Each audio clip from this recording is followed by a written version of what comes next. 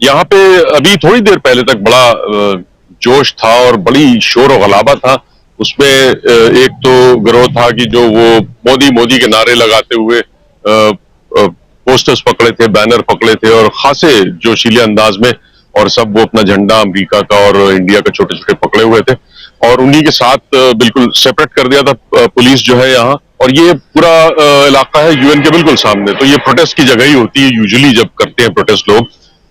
तो उसी के बगल में सेपरेट एक सेपरेशन किया हुआ था, वहां पर प्रोटेस्टर्स मौजूद थे जो कि अलग अलग जो ऑर्गेनाइजेशंस हैं यहाँ पर जिन्होंने कॉल दी थी प्रोटेस्ट की, Hindus for human rights, Dalit organisations और भी बहुत सी सिविल सोसाइटी की और सारी ऑर्गेनाइजेशंस, तो वो सब भी जाहिर है कि पास ही खड़े हुए, तो नारेबाजी हो रही थी और उन्होंने भी बैनर्स पकड़े थे और लिखा था कि भाई यहाँ स्टॉप फाशिज्म वगैरह वगैरह सारी चीजें।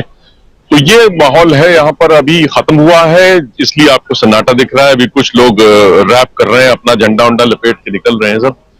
तो यहाँ पर तो ये माहौल था। बाहर जाहिर अंदर आपने देखा कि वहाँ योग किया मोदी जी ने और बताया कि भाई रूट्स जो है वो योग की भारत में है और जो परंपराएं हैं ये उसका पार्ट है, वहाँ का सांस्कृतिक परंपरा का पार्ट है योग, और इसमें फ्री है और कॉपीराइट नहीं है वगैरह वगैरह। 135 नेशनलिटीज के लोग वहां थे, नागरिक 135 देशों के, और वो एक बड़ा अच्छा सा माहौल जाहिर है कि वो पूरा मोदी जी ने पूरा उसका क्रेडिट लिया। कहा 9 साल पहले मैंने यहीं पे प्रस्ताव दिया था और वो इंटरनेशनल डे ऑफ योगा बनाया गया।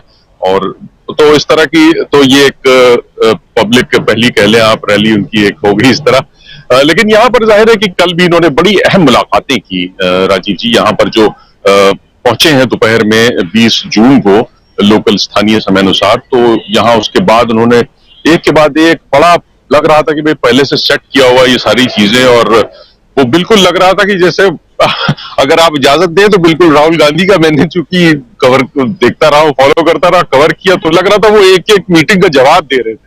तो ऐसा कुछ लग रहा था कि वो मिल रहे हैं साहब। वहां पे उन्होंने थिंकर्स से मुलाकात की, तो इन्होंने भी ये 6-7 थिंकर्स बैठाए और कहा साहब हाँ ये थिंकर्स से मुलाकात कर रहे हैं। एमईए ने, ministry of external affairs, photo जारी करते रहे ट्विटर पे और सोशल मीडिया पे।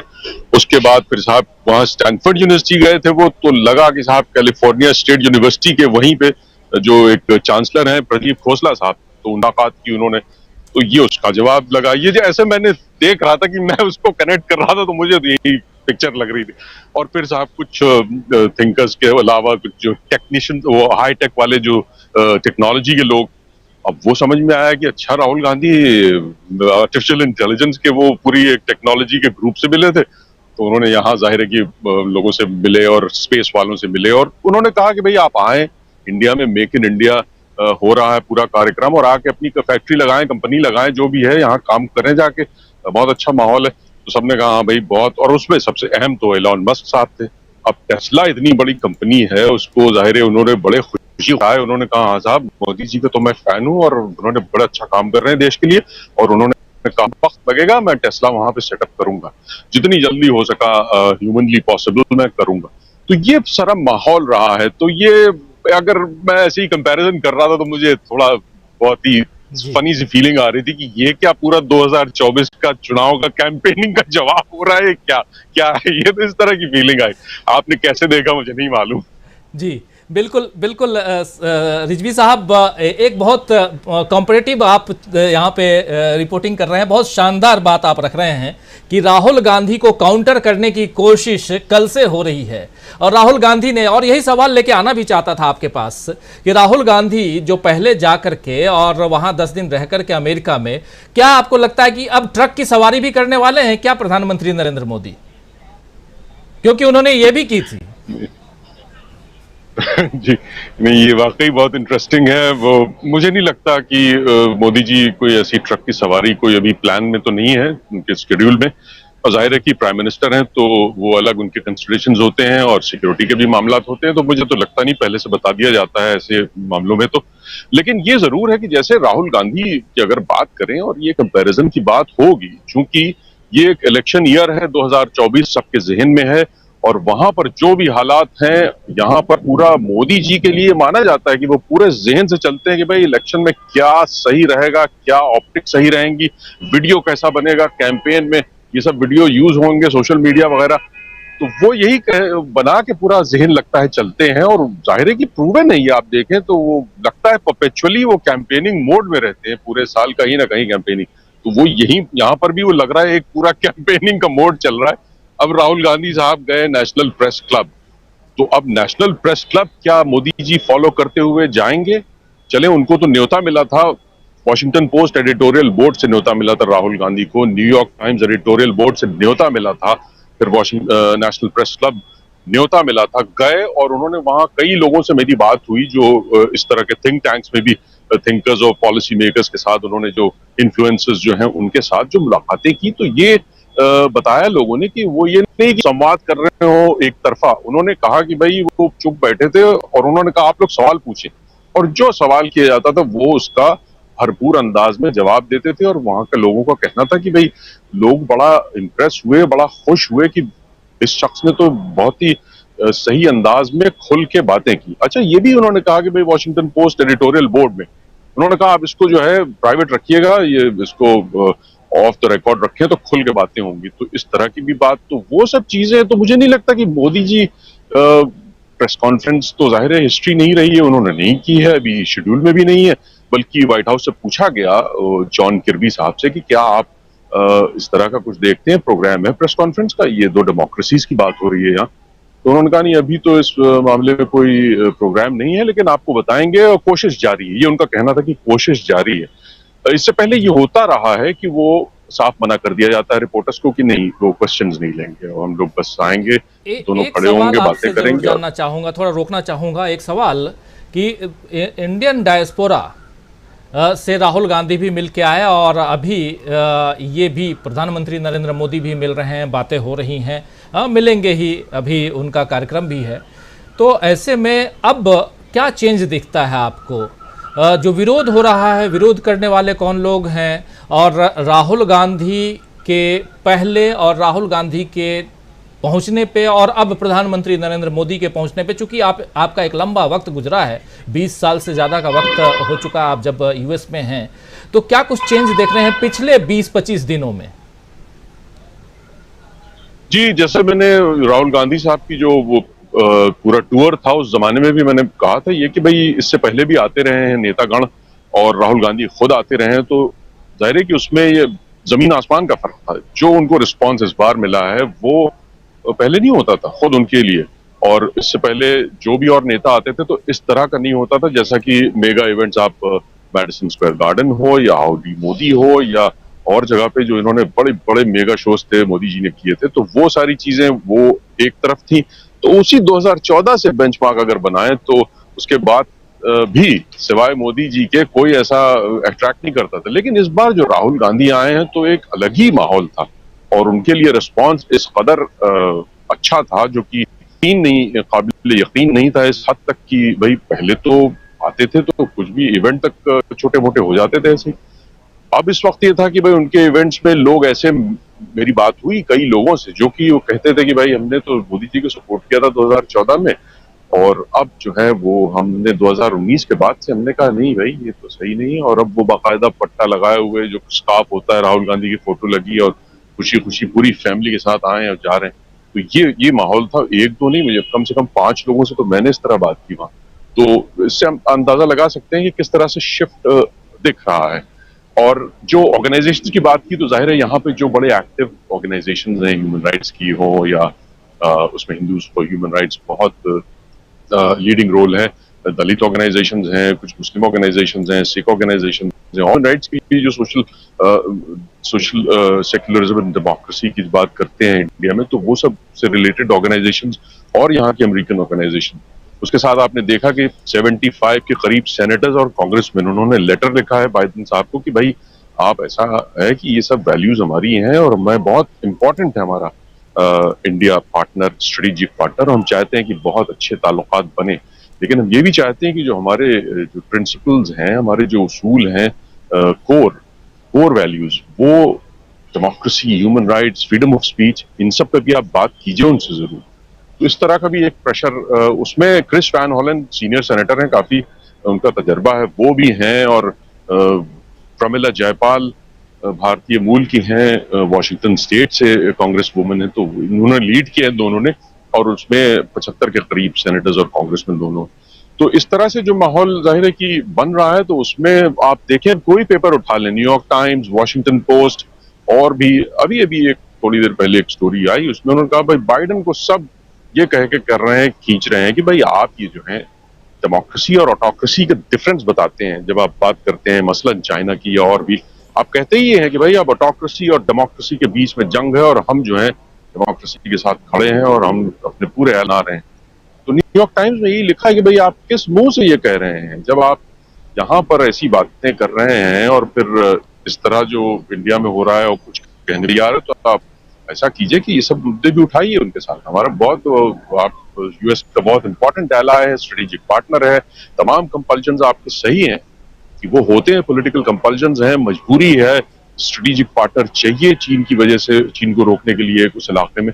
लेकिन इसका ये मतलब नहीं है कि आप इन सब चीजों पे बातें ना करें, आप खुल के बातें करें। तो ये खासा प्रेशर है। मैंने इससे पहले कहीं भी इस तरह का प्रेशर मीडिया में नहीं देखा किसी प्राइम मिनिस्टर के लिए कि ऐसे कहा गया हो खुल के कि भाई आप बाइडेन साहब या जो भी प्रेसिडेंट है कि आप ऐसे ऐसे डील कीजिए उनसे, ये क्या कर रहे हैं।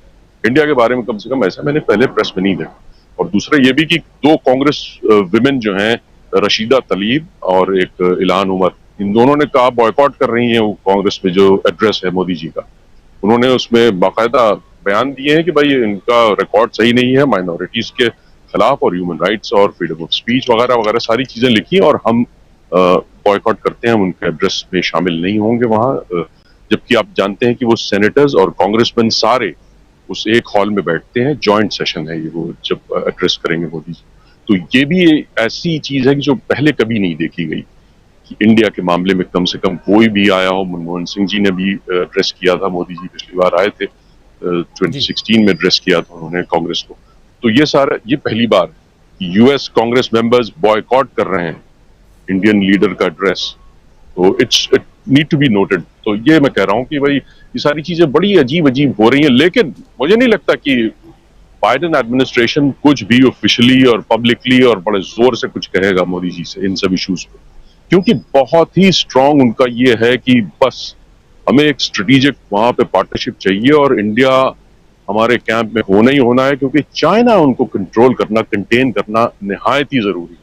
तो ये पूरी एस्टैब्लिशमेंट थिंक टैंक ने सेट कर लिया कि भाई ऐसे, जाहिर है दबाव है बहुत, सेनेटर्स, कांग्रेसमैन, और इससे सिविल अच्छा सोसाइटी मौका शायद नहीं थिंकर्स। होगा, ये भी शायद बाइडेन एडमिनिस्ट्रेशन मान रहा होगा कि इससे बढ़िया मौका नहीं हो सकता है, जब मोदी जी को के ऊपर अलग प्रेशर है और दूसरी तरफ बिजनेस करना है, तो उस प्रेशर के उस दबाव में ये काम करवा लिया जाए जिसमें कि चाइना को एक भारत के रूप में चाइना के सामने खड़ा किया जाए।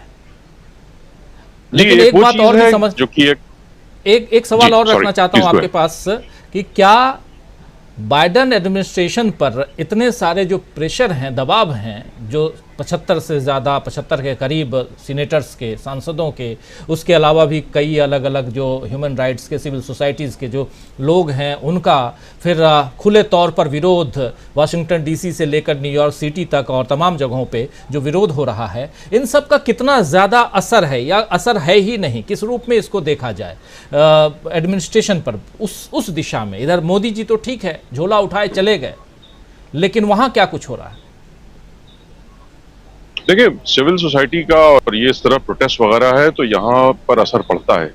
अब आप देखें, इसका ये नहीं है कि सिर्फ यहाँ पे खड़े होकर चिल्ला दिए और चले गए घर, ऐसा नहीं। इन लोगों ने बाकायदा उन लोगों से, अपने कांग्रेसमैन, अपने सेनेटर्स से कांटेक्ट किया, ईमेल्स किया, फोन किया, तमाम चीजें करी, खत लिखे, जिस तरह भी ये कांटेक्ट करके तमाम तरफ से उन पे प्रेशर डाला कि भाई ये सब क्या हो रहा है। और यहाँ तरीका यही है, यहाँ पे ये नहीं है कि आप जीत गए और आइएगा भाई 2 साल बाद, 4 साल बाद, नहीं नहीं, वो हर हफ्ते आते हैं अपने कंस्टिट्यूंसी में और जाके मिलते हैं लोगों से। टाउन हॉल्स होती है, हर नुक्कड़ पे वो खड़े होकर ऐसे ही संडे संडे बात करते हैं, जाके मिलते हैं लोगों से। तो ये सब फीडबैक उनको आती है, और फिर बाकायदा जो ईमेल्स, मेल्स और फोन से भी उनको कहा जाता है डिफरेंट इश्यूज।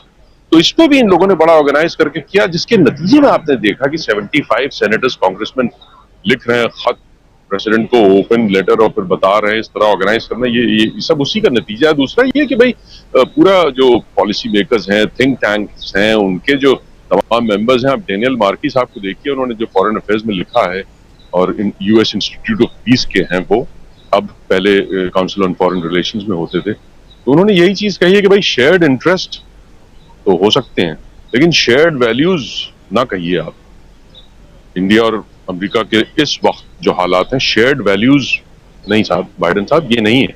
शेयर्ड इंटरेस्ट जरूर है अभी, और बिल्कुल आप इंडिया बहुत स्ट्रांग पावर है वहां और बहुत जरूरत है अमेरिका को, वो करें, लेकिन ये समझ लें कि आप ये शेयर्ड इंटरेस्ट कब तक रहेगा तो ये आपको देखना है, लेकिन शेयर्ड वैल्यूज का हवाला न दें आप, क्योंकि वैल्यूज बहुत, उन्होंने पूरी गिनाई कि भाई वैल्यूज देखिए ये है, और लोकतांत्रिक मूल्यों को किस तरह से कमजोर किया गया।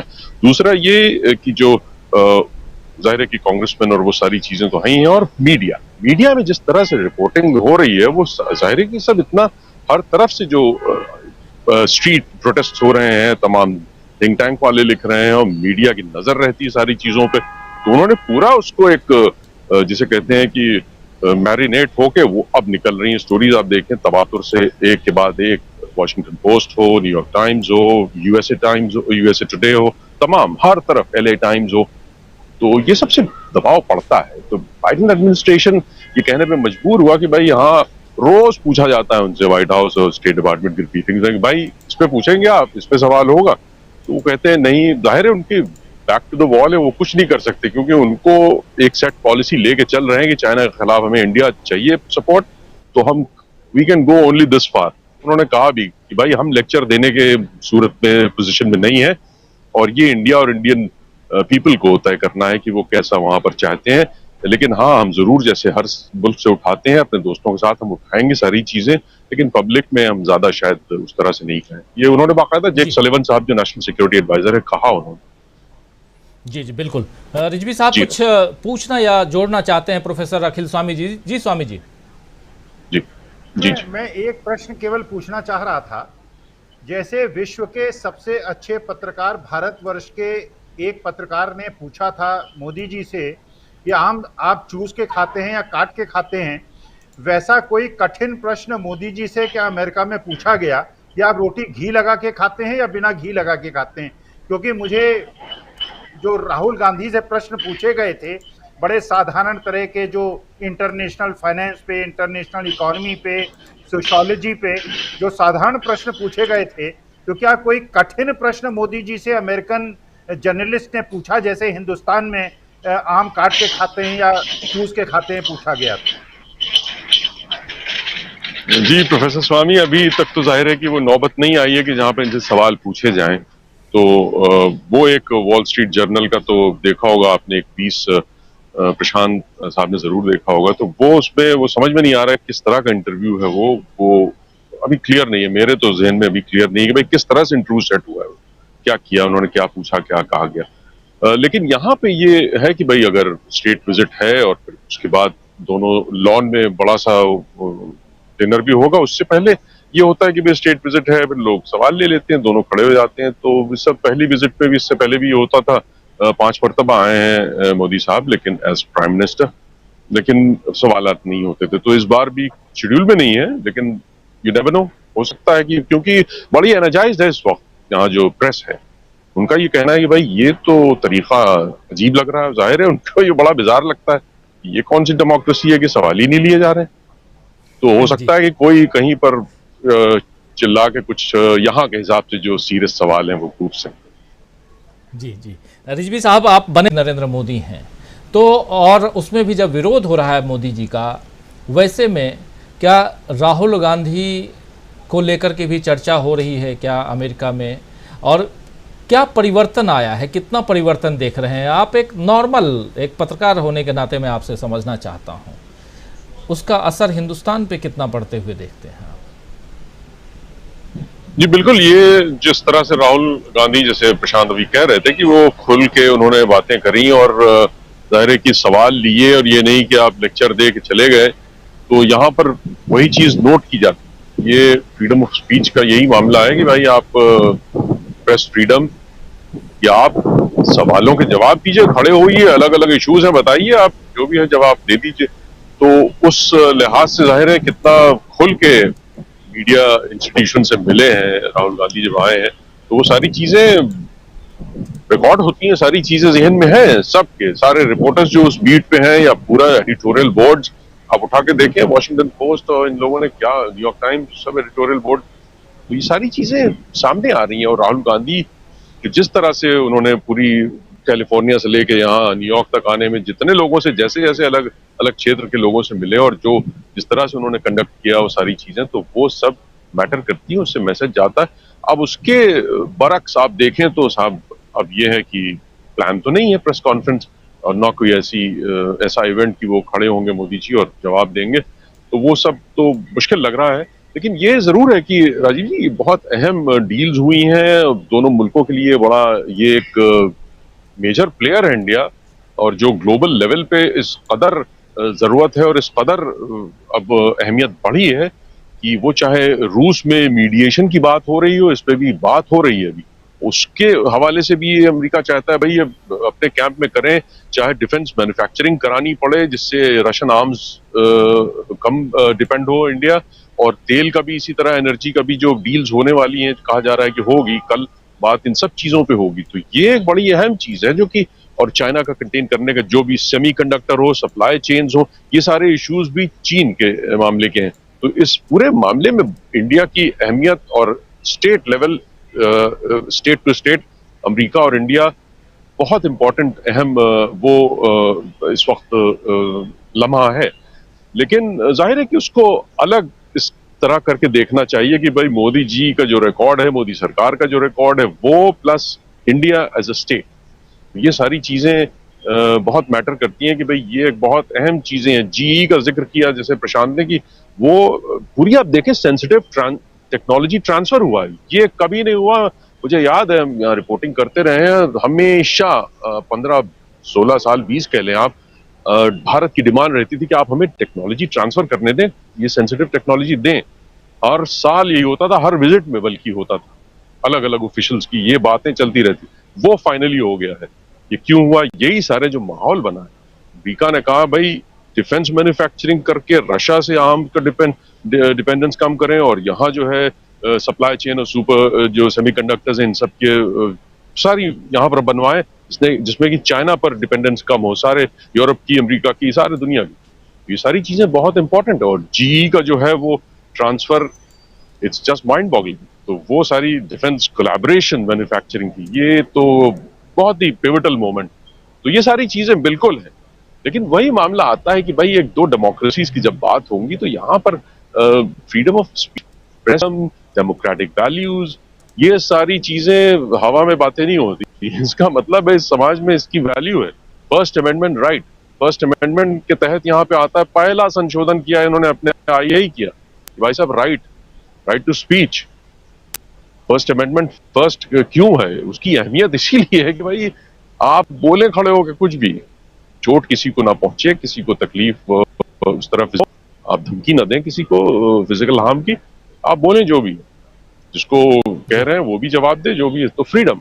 तो ये सारी चीजें मैटर करती हैं। तो मुझे नहीं लगता कि उस पर कुछ खासा आगे बढ़ेगी बात, क्योंकि नेशनल इंटरेस्ट और स्ट्रेटेजिक इंटरेस्ट अभी बहुत हावी हैं। मुझे नहीं लगता कि बाइडेन साहब कुछ ज्यादा कह पाए। जी, बाइडेन साहब कुछ ज्यादा इसलिए भी नहीं